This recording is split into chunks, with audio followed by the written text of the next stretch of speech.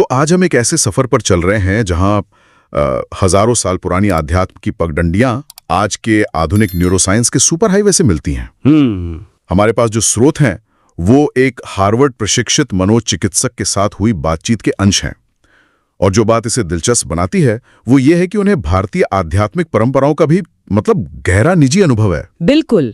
और आज हमारा मकसद सिर्फ जानकारी देना नहीं है, बल्कि एक सवाल की तह तक जाना है। क्या सवाल? कि क्या विज्ञान और आध्यात्मिकता एक ही सच तक पहुंचने के दो अलग अलग रास्ते हैं?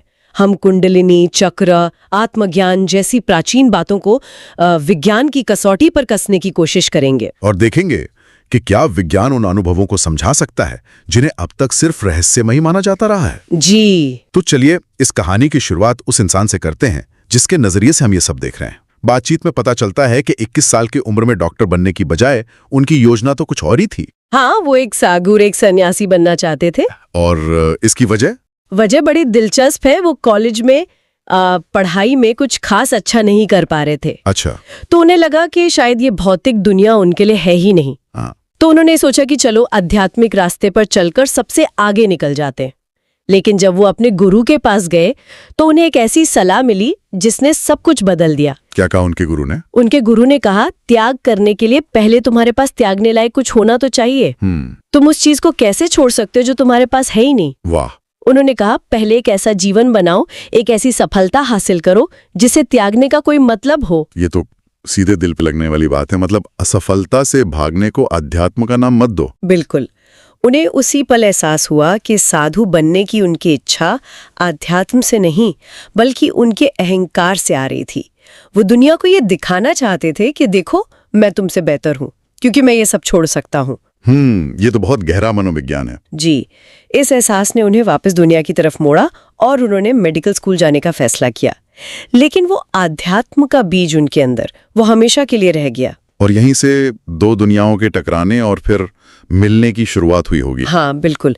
मेडिकल स्कूल में एक तरफ दिमाग की चीर-फाड़ और साथ में मन की गहराइयों का सफर। वो बताते हैं कि वो लगातार संघर्ष करते थे। हाँ, एक तरफ वो पश्चिमी मनोविज्ञान पढ़ रहे थे जो मन को चेतन और अवचेतन में बांटता है, कॉन्शियस और सबकॉन्शियस। और दूसरी तरफ उनके पास पूर्वी दर्शन का ज्ञान था जिसमें मन की अनगिनत परतें होती हैं, चित्त, बुद्धि, अहंकार, मानस।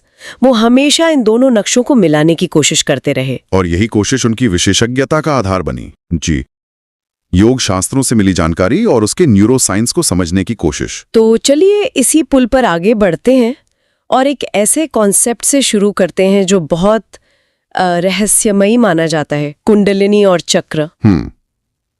एक डॉक्टर के तौर पर आप मरीजों के इलाज में चक्रों की बात कैसे करते हैं? ये थोड़ा अजीब नहीं लगता? ये एक बहुत जरूरी सवाल है। देखिए, जब मैं किसी मरीज से बात करती हूँ तो मैं इसे किसी जादुई एनर्जी व्हील की तरह पेश नहीं करती। तो फिर कैसे? मैं इसे एक मनोवैज्ञानिक नक्शे या एक फ्रेमवर्क की तरह इस्तेमाल करती हूँ। हजारों साल पहले जब हमारे पास एमआरआई मशीनें या न्यूरोसाइंस की भाषा नहीं थी, तब योगियों ने मन और शरीर के कनेक्शन को समझने के लिए ये सिस्टम बनाया था। और कमाल की बात यह है कि आज भी बहुत प्रासंगिक है। बिल्कुल। इसे एक उदाहरण से समझाइए। जैसे सबसे निचले चक्र मूलाधार की बात करें। जरूर। मूलाधार चक्र हमारी बुनियादी जरूरतों, सुरक्षा और अस्तित्व से जुड़ा है। ये हमारे सर्वाइवल इंस्टिंक्ट का केंद्र है। अच्छा। अगर किसी मरीज की ऊर्जा यहाँ फंसी हुई है तो वो हमेशा असुरक्षित महसूस करेगा। उन्हें खाने पीने, नशे या पैसे जैसी चीजों की लत लग सकती है। क्यों? क्योंकि उन्हें लगता है कि इन्हीं चीजों से उनका अस्तित्व टिका है। ये मैस्लो की हायरार्की ऑफ नीड्स के सबसे निचले स्तर जैसा है। जब तक ये स्थिर नहीं होगा, इंसान आगे बढ़ ही नहीं सकता। ठीक है, ये समझ में आता है। अब आते हैं मणिपुर चक्र पर, जिसे ट्रॉमा यानी मानसिक आघात से जोड़ा गया है। स्रोत में गट ब्रेन एक्सिस का भी जिक्र है। हाँ, और यहाँ पर प्राचीन ज्ञान और आधुनिक विज्ञान का मेल साफ दिखता है। मणिपुर चक्र हमारे पेट के हिस्से में होता है और इसे पाचन और मेटाबॉलिज्म से जोड़ा जाता है। हमारी अग्नि का केंद्र। बिल्कुल। लेकिन ये सिर्फ खाना पचाने वाली अग्नि नहीं है, ये हमारे अनुभवों को पचाने वाली अग्नि भी है। जब किसी के साथ कोई दर्दनाक घटना होती है तो वो एक अपचित या अनडाइजेस्टेड अनुभव की तरह शरीर में अटक जाती है। और गट ब्रेन एक्सिस, इसका क्या कनेक्शन है? आज साइंटिस्ट ये मान रहे हैं कि हमारा पेट और दिमाग वो एक दूसरे से लगातार बात करते हैं। हमारे पेट की सेहत का सीधा असर हमारे मूड और मानसिक स्वास्थ्य पर पड़ता है। अच्छा, इसी को गट ब्रेन एक्सेस कहते हैं। जी, तो ये विचार के अनुभवों को पचाना पेट से जुड़ा है, हजारों साल पुराना होने के बावजूद आज की साइंस से पूरी तरह मेल खाता है। ट्रॉमा थेरेपी में हम मरीज को उस अटके हुए अनुभव को प्रोसेस या पचाने में मदद करते हैं। ये तो कमाल का कनेक्शन है। पर जब आप किसी हाई अचीवर जैसे किसी सीईओ की कोचिंग करते हैं, तब भी क्या ये चक्र वाला मॉडल काम आता है? बिल्कुल आता है। बातचीत में विशुद्धि चक्र का जिक्र है, जो गले में होता है। ये कम्युनिकेशन, सेल्फ एक्सप्रेशन और बाहरी दुनिया में ऊर्जा की प्रकटीकरण मतलब मैनिफेस्टेशन से जुड़ा है। तो एक सीईओ के लिए ये कैसे काम करता है? अब सोचिए, एक सीईओ जो अपनी $100 मिलियन की कंपनी को $1 बिलियन की बनाना चाहता है, उसके लिए सबसे जरूरी क्या है? अपनी सोच को, अपने विजन को साफ साफ अपनी टीम और दुनिया के सामने रखना। शब्दों की शक्ति। बिल्कुल। जब हम उनके विशुद्ध चक्र पर काम करते हैं तो हम असल में उनकी कम्युनिकेशन स्किल्स, उनकी अपनी बात को सच बनाने की क्षमता पर काम कर रहे होते हैं। मतलब ये आध्यात्मिक भाषा असल में बहुत ही प्रैक्टिकल मनोवैज्ञानिक सिद्धांतों का एक दूसरा नाम है। एक तरह से, हाँ। लेकिन इन सब में एक बड़ी चेतावनी भी दी गई है। कुंडलिनी साधना को बहुत शक्तिशाली और खतरनाक भी बताया गया है। हाँ, और इस पर जोर देना बहुत जरूरी है। ये कोई खेल नहीं है। इसे आप हाई वोल्टेज बिजली के तार की तरह समझ सकते हैं। अच्छा। अगर सही जानकारी और तैयारी के साथ इसे संभाला जाए तो ये पूरे शहर को रोशन कर सकती है। लेकिन अगर कोई बिना तैयारी के इसे छू ले तो नतीजा बहुत भयानक हो सकता है। किस तरह का खतरा? तरह हिला सकती है। मतलब? इससे गंभीर मानसिक समस्याएं हो सकती हैं, जैसे साइकोसिस, जिसमें इंसान का हकीकत से नाता टूट जाता है, या मेनिया, जिसमें वो खुद को भगवान समझने लगता है। इसीलिए इस मार्ग पर हमेशा एक अनुभवी गुरु की जरूरत पर इतना जोर दिया जाता है। जी, जो जानता हो कि इस ऊर्जा को कैसे संभालना है। ठीक है, तो ये चक्र वाला मॉडल एक तरह का एनर्जी सॉफ्टवेयर हो गया। लेकिन इस सॉफ्टवेयर को चलाने वाला हार्डवेयर यानी हमारे दिमाग में असल में क्या हो रहा है? बातचीत में दिमाग की केमिस्ट्री को लेकर कुछ बहुत ही चौंकाने वाली बातें थी, खासकर सेरोटोनिन और डीएमटी का कनेक्शन। हाँ, यहाँ पर विज्ञान और अध्यात्म का रिश्ता और भी गहरा हो जाता है। हम सब जानते हैं कि ध्यान और योग जैसी साधनाएं करने से मन में शांति और संतोष का भाव बढ़ता है। एक फील गुड वाली भावना। जी, और न्यूरोसाइंस की भाषा में इस भावना का सीधा संबंध एक न्यूरोट्रांसमीटर सेरोटोनिन से है। एक मिनट, यहाँ मुझे रोकिए। बातचीत की सबसे हैरान करने वाली बात यही थी कि सेरोटोनिन ही एक बहुत शक्तिशाली साइकेडेलिक कंपाउंड डीएमटी का बिल्डिंग ब्लॉक है। हाँ, ये बहुत बड़ी बात है। मतलब जो केमिकल हमारे दिमाग में हमें खुशी और सुकून का एहसास देता है, वही एक छोटे से केमिकल बदलाव के बाद दुनिया के सबसे शक्तिशाली साइकेडेलिक कंपाउंड्स में से एक बन सकता है। आपने बिल्कुल सही पकड़ा। ये तो ऐसा है जैसे एक ही ईंट से आप चाहें तो एक शांत कमरा बना लें या फिर एक रॉकेट शिप। बिल्कुल, यही वो सिद्धांत है जो बताता है कि गहरे आध्यात्मिक अनुभव शायद हमारे शरीर के अंदर ही पैदा होते हैं। कैसे? थ्योरी ये है कि जब कोई योगी या साधक सालों साल दिन रात गहन साधना करता है तो उसके शरीर में सेरोटोनिन का स्तर बहुत ज्यादा बढ़ जाता है। कितना ज्यादा? एक आम इंसान के मुकाबले कई गुना ज्यादा। और उस बढ़े हुए सेरोटोनिन का क्या होता है? ये है कि उसका एक छोटा सा हिस्सा मेटाबोलाइज होकर स्वाभाविक रूप से डीएमटी में बदल जाता है। अच्छा। इसका मतलब है कि योगी को बिना कोई भारी पदार्थ लिए अपने शरीर के अंदर से ही एक गहरा, दिव्य या साइकेडेलिक अनुभव होता है। इसी वजह से एक योगी के शरीर में सेरोटोनिन का स्तर एक सामान्य व्यक्ति से 20 गुना तक ज्यादा पाया जा सकता है। जी, वो अपनी बायोकेमिस्ट्री को ही बदल देते हैं। और आज्ञा चक्र यानी तीसरी आंख का इससे कोई कनेक्शन है? एक दिलचस्प थ्योरी है जो तीसरी आंख को दिमाग में मौजूद पीनियल ग्रंथि, पाइनियल ग्लैंड से जोड़ती है। कुछ रिसर्चर्स का मानना है कि डीएमटी शायद इसी पीनियल ग्रंथि में बनता है। हालांकि इस पर अभी और बहुत रिसर्च की जरूरत है। लेकिन ये सोचना कमाल का है कि जिस तीसरी आंख की बात हजारों सालों से हो रही है, शायद उसका कोई बायोलॉजिकल आधार भी हो। केमिस्ट्री से आगे बढ़कर अब उस चीज पर आते हैं जो इन सभी आध्यात्मिक यात्राओं का एक मुख्य लक्ष्य होता है, अहंकार को शांत करना, ईगो को शांत करना। और कमाल की बात है कि विज्ञान के पास भी इसके लिए एक शब्द है, डिफॉल्ट मोड नेटवर्क, DMN, ये क्या है?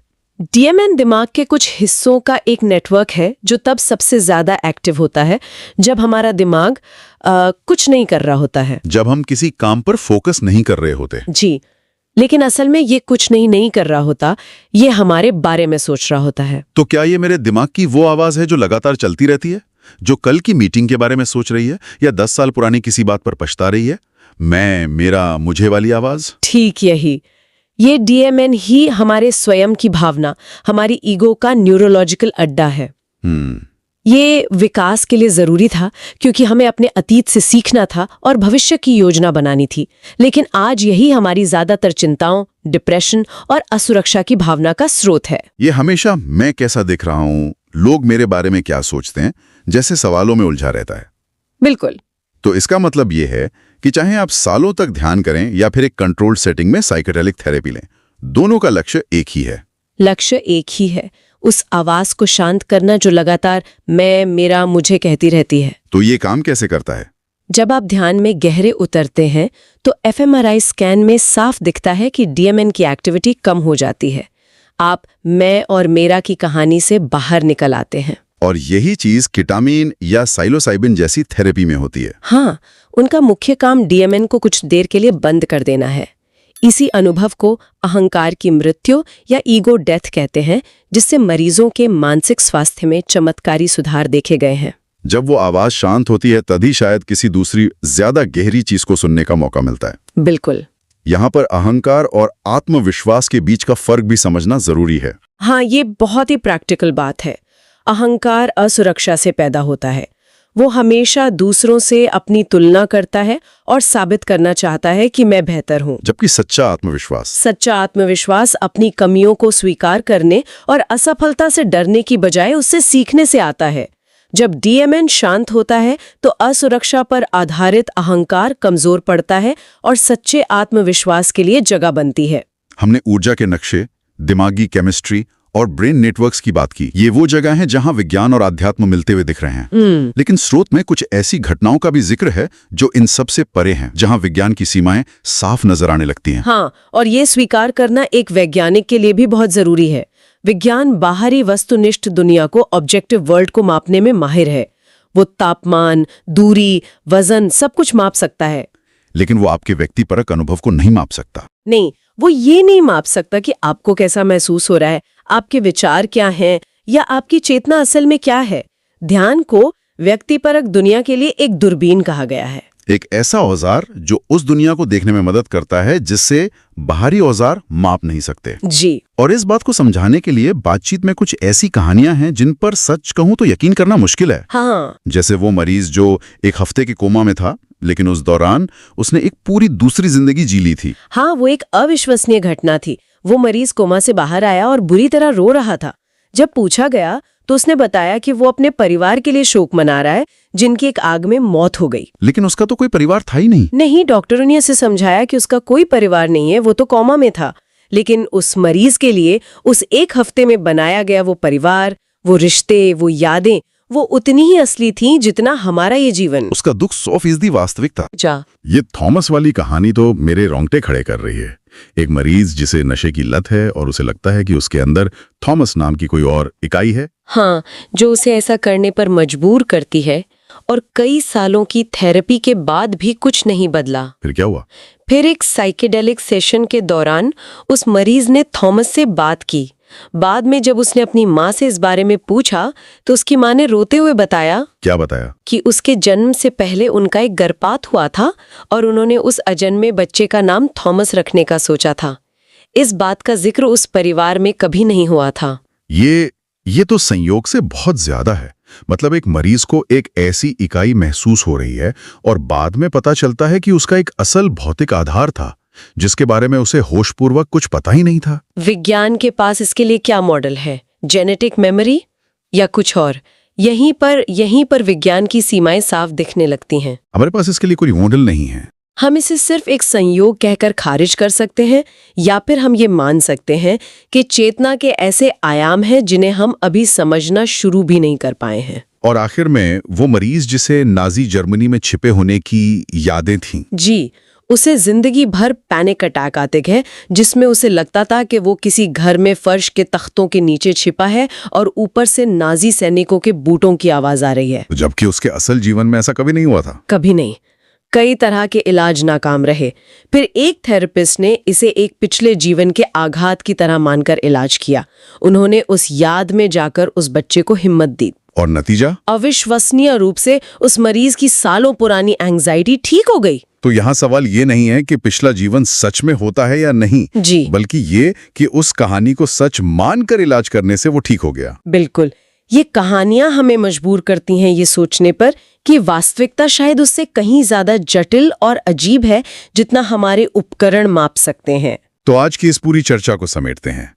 हमने एक डॉक्टर की संन्यास से विज्ञान तक की यात्रा देखी, चक्रों को एक मनोवैज्ञानिक नक्शे की तरह समझा, सेरोटोनिन, डीएमटी के जरिए आध्यात्मिक अनुभवों के संभावित जैविक आधार को जाना, और अहंकार के पीछे के विज्ञान यानी डिफॉल्ट मोड नेटवर्क को समझा। ये प्राचीन ज्ञान को आधुनिक वैज्ञानिक मॉडल के साथ जोड़ने का एक ढांचा है। ये दिखाता है कि ये दो दुनियाएं एक दूसरे के दुश्मन नहीं है, बल्कि एक ही हकीकत को समझने के दो अलग अलग नजरिए हो सकते हैं। एक व्यक्तिपरक अनुभव की दूरबीन से देखता है और दूसरा वस्तुनिष्ठ माप के माइक्रोस्कोप से। और कभी-कभी सबसे दिलचस्प चीजें वहां मिलती हैं जहां इन दोनों की निगाहें एक दूसरे से मिलती हैं। बिल्कुल। और जाते जाते श्रोताओं के लिए एक सवाल छोड़ जाते हैं जिस पर वो सोच विचार कर सकते हैं। बातचीत में विशेषज्ञ ने ये माना कि विज्ञान हमारे विचारों या व्यक्तिपरक अनुभवों को माप नहीं सकता। तो सवाल ये है कि अगर हमारी अपनी आंतरिक दुनिया की पड़ताल करने का सबसे ताकतवर औजार यानी ध्यान हमें ऐसी चीजें दिखाता है, ऐसे अनुभव कराता है जिन्हें बाहरी दुनिया को मापने वाले हमारे सारे औजार यानी विज्ञान पकड़ ही नहीं सकते, तो ये इस बारे में क्या कहता है कि हकीकत असल में है क्या और हमारा विज्ञान उसे समझने में अभी कहाँ तक पहुंचा है? ये एक गहरा सवाल है